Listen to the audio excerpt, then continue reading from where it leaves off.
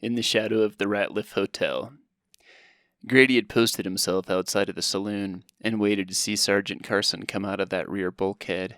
Eventually, the quiet and the darkness got to him, and with no signs of life, Grady retreated to his jeep. He hoped that his old friend was just drunk. In the glaring light of the next morning, he frowned as he surveyed the gaunt figure passing over the narrow main street flanked by shacks and storefronts. Carson was still wearing that old-timey suit from the night before. The pants came up a bit high above his waist, and Grady could see black leather boots like Doc Martens on his friend's feet. He looked as if he was about to have an old-time photo taken, the kind you see in people's attic rec rooms and basement bars after their trip to Deadwood or Gettysburg, the ones with a housewife or teenage daughter from Fresno, inevitably dressed as a saloon girl. The father always clutched a rifle or a pistol of some sort to erase the fact that he spent his life selling insurance. The possibility that Carson was just going to pop into some gift shop along the row of rotting structures and smile for a digitized sepia-tone print before buying some Slim Jims and a new cord to charge his cell phone seemed as alien as a theme park on the moon. The wind-splintered boards of the buildings, the weathered walls now the color of dried dog turd, the slope and bend of the roofs that were once straight, all seemed 1,000 miles from the lacquered plywood of a college kid in a pork pie hat selling sarsaparilla at some frontier-themed town in Anaheim. "Please, be drunk," Grady said under his breath as he watched Carson climb the high steps along the boardwalk and enter a building bearing a sign reading McCormick's Mercantile. Grady crunched through the gravel of the parking lot and walked past the wood barrier without any of the due trepidation he'd felt before.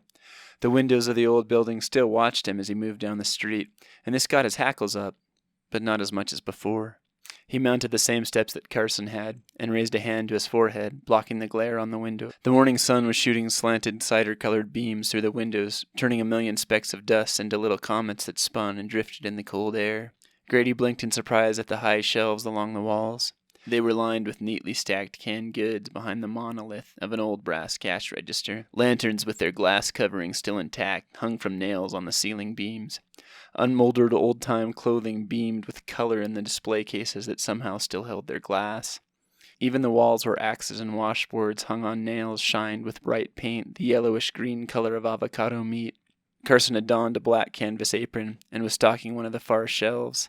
Grady furrowed his brow in concern. He wanted the clothing and the stocking of shelves to be just part of an act, part of Carson's job to recreate the past, though he knew no tourists were on this way up to this dump any time soon. Grady reached for the door handle, happy to see this one was not secured with a hasp, and pushed it open. A tiny bell clanged overhead, and Grady watched Carson through the open door. "What's going on, Sergeant?" Grady called from the stoop, not wanting to enter the strange space. Carson paid him no mind. The room smelled of cigar smoke and peppermint from candy in the glass containers on the counter. Grady sniffed it deeply, enjoying the odor, and wondering why the gleaming paint on the shelves didn't have the familiar wet paint smell, as someone had to have recently coated them. Carson hefted an old wooden crate onto the counter next to the register. McCantry's Fruits and Produce, Atlanta, Georgia, was calligraphied onto the side of the box, with filigree behind the lettering, like on a dollar bill. The logo stood out bright black, almost wet-looking against the new white pine slats of the box. "What you doing, Sergeant?" Grady called again. This time his voice was higher and shakier than he would have liked. The NCO said nothing.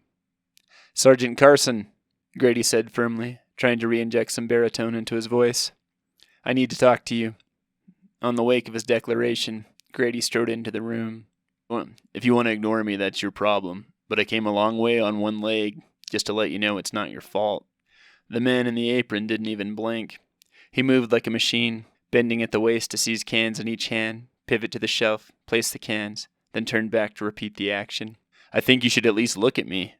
Carson didn't break from his work. Turn, bend, grab, turn, place, repeat. Grady stood still in the quiet of the room, watching the man totally immersed in the stocking of the shelves. He wanted to be angry, but Carson's complete disassociation from Grady, and apparently everything else, gave way to concern. "Sergeant, can you hear me?" Carson said nothing. He picked up the crappy nub of a pencil off the counter and began to mark something on a piece of old paper. "Do you know what's going on?" Grady asked. Carson went back to his shelf and began to twist the canned goods until the labels bearing a calligraphied logo were a uniform dress-right dress. Grady frowned at the cans in the growing morning light. They weren't yellowed or aged. Whatever glue or fixative that held on the labels had not started to crinkle the paper or form craggy lines. They looked like they had just come from Safeway, but the paper wasn't glossy and new like what canned goods were labeled with now. "It's gonna be a bad winter," Carson said softly. Grady raised his eyebrows in surprise. Carson stepped back from the shelf of peaches to admire his work, then crossed the room with an empty crate in hand. "Gonna be a bad winter?" Grady asked stupidly, not knowing what else to say. Carson nodded and dropped the empty box on its side, then began to crush it to pieces under his Doc Marten-looking boot. In spite of how stupid things were, Grady found himself kind of wanting a pair like those. "Sergeant, you don't have to stay up here. You don't have to feel bad. I can still do all the stuff I used to, and I get a check every month."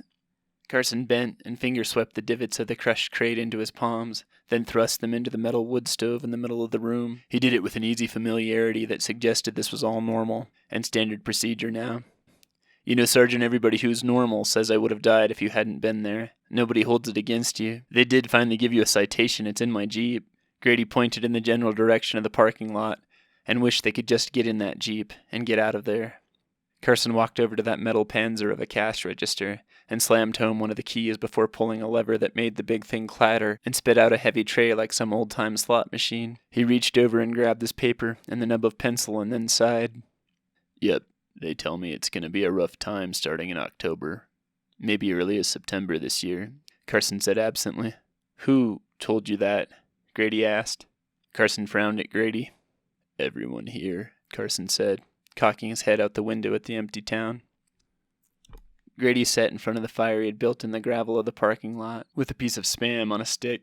From where he sat on the gravel, Grady watched the former Sargent Carson frolicking on a hillside. Carson would sprint for a few yards, and then spin and twist and juke amidst the sagebrush, dodging and leaping, and then dipping low and picking up a stick and casting it into the distance. He crouched in a half squat, and jammed his pointer finger in the direction of the cast stick and yelled, "Go get it!" to the unseen presence apparently baying at his heels. The stick wasn't retrieved, but that didn't stop Carson from playing the most enthusiastic game of fetch Grady had ever seen. It would have been a relief to see that weary, exhausted man do something as innocent as play fetch with a dog, if there was in fact a dog there. The Spam was starting to sizzle, and Grady snatched it between his last two pieces of rye bread. He'd spent that afternoon watching Carson wait on people in the store that only he could see. This was no act, no mean attempt to push Grady away. Carson was crazy, and Grady had no idea what to do about it. In the Army, the acronym ACE, Ask, Care, Escort, had been drilled into them relentlessly. It meant you were supposed to ask someone if they were contemplating suicide, then escort them to a person who knew how to help, like a chaplain or a counselor. The problem was they were a million miles away from everything, it seemed. There was no cell range, or any real means to get legitimate help. What would he tell the veteran hotline if he could get a signal anyway? My friend has an imaginary friend? Or friends? He has imaginary friends? Yes, ma'am. Has he, or is he about to hurt himself or someone else? Wanting to hurt yourself or someone else seemed to be the magic phrase all the shrinks he had talked to in the Army seemed to cling to. If a detachment of white-clad men with dog-catcher nets came to rescue Sargent Carson, it's unlikely they would be able to hunt him down up here in these mountains, given how well he had avoided Grady. The truth was, anyone that could help him would probably just be glad that another shell-shocked vet was far away from civilization, a place where he couldn't hurt anyone else in a PTSD-fueled rage of gunfire, or explosives at the mall, or church, or political event, despite the fact that his private asylum was cratered with open mine shafts and little yellow signs warning of semi-dormant explosives and arsenic left by less-than-green prospectors. Grady would have to do what he'd been taught. He would have to babysit the odd figure that passed for his old battle buddy, until who knew how long. He frowned, watching his friend reach out and rock happily on his back, tussling and wrestling with the invisible dog on the hillside. He looked away into the dying embers of his fire as the sunset left an eerie purple glow in the distance. He wanted to feel sad, but he couldn't. Sometimes it was hard for him to feel happy also, or mad, or much of anything. The long aching nights and lonely days that had swirled around him like a dream had circumcised some part of his emotions, or at least how well he could express them, and left him a dried-out stump that oozed with something undefinable, no matter how much progress they told him he was making. He looked up again at Sargent Carson rising from the sagebrush, and saw the emphatic happy grin on the man's face. Grady had to admit, part of him felt envious. He watched Carson turn and head down the slope of the hill towards town, and sighed, knowing he would need to follow the madman and keep an eye on him. He stood up and walked past the barrier of the parking lot. The windows of the buildings at his flanks had no sun on them, so they had lost their snake-like reptilian eyes. But when he looked up at the shack stretched out before him on the hillside, he stopped dead in the gravel. Up ahead, the squares and rectangles that passed for the structure's windows danced with faint firefly glows. The shacks on those hillsides and ridges exposed pinpricks of candlelight. He blinked in the near dark. His mouth opened in surprise as the firelight behind the windows glimmered, flooding his mind with unwelcomed images. Grady pictured a legion of long-dead people striking matches, hanging lanterns, and hoisting candles to the windows, their faceless forms moving amid the light of their cook fires and oil lamps to play cards and smoke pipes and tell old ghost stories in the amber glow of the timeless light. Grady's frame began to quake alone in the middle of the gravelly street. He wanted to run when he saw Carson appear from an alleyway and began to cross the street. "Sergeant!" Grady called. Sargent Carson paid him no mind, making his way over the gravel. "Sergeant!" Grady called, feeling the reluctant drag of his body that wanted to run in the exact opposite direction, and far away from the ghost lights. "Sergeant, we gotta get out of here." Carson stopped to smile and tip his hat to someone who only he saw in the darkness of the street. Grady's eyes peered into the fading light for whoever he had just greeted. There was no one. Grady was only slightly relieved by this in the glow of a whole community, lit up 1,000 miles from human habitation. Carson ducked into another alley on the far side of the street, and Grady shot after him, feeling winded in the thin air. Carson broke from the back of the alley with Grady in tow, and began to walk up the steep slope of the facing hillside towards a lone cabin perched on the incline. Unlike the rest of the structures, this one was dark, and Grady wasn't sure if that was good or bad. Carson had already entered the shack on the hill by the time Grady slowly came upon it.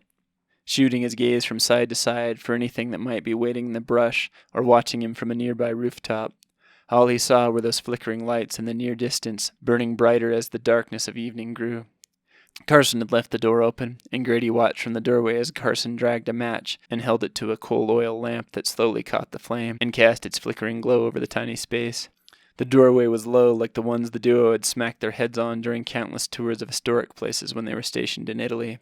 People weren't as tall back then, Carson had explained after one of the gangly privates melon thumped the skull on the lintels of some old place. The room smelled like wood smoke and something alkaline. The gaps in the logs of the walls were packed with white, thick clay. There was a wire-frame bed in the corner piled with thick quilts. Old daguerreotype pictures in wooden frames hung on the far wall. A crew of vacant-eyed figures in bonnets and bowler hats glared back at Grady in the lamplight with the disdainful confusion people tended to wear in old pictures. There was a small table and wicker chair near a wood-burning stove in the middle of the room. Carson took off his suit coat and hung it on a peg next to other coats and hats, then bent to fiddle with the stove. "So this is where you live?" Grady asked absently from the door, hearing the exhaustion in his own voice, still casting weary glances over his shoulder at the illuminated ghost town. The metal door of the stove groaned as Carson opened it and struck another match. Grady watched it illuminate the little black space and catch a neatly prepared pile of dried grass and small twigs. "I make sure it's ready to go for when I come back from the store," Carson said, rocking back on his haunches as the fire grew. He tossed the match in the firebox, leaving the stove door open. He made his way to the wicker chair, slipping his suspenders off his shoulders with his thumbs before leaning back and setting his feet on a lard can. He crossed his legs with a thoughtful expression, then dragged his eyes from the glowing fire to Grady, leering in the doorway. The duo stared at each other for a while. The happy facade that Carson seemed to wear in his Wild West wonderland seemed to slip away for a moment. Grady saw the sadness of memory in those exhausted blue orbs.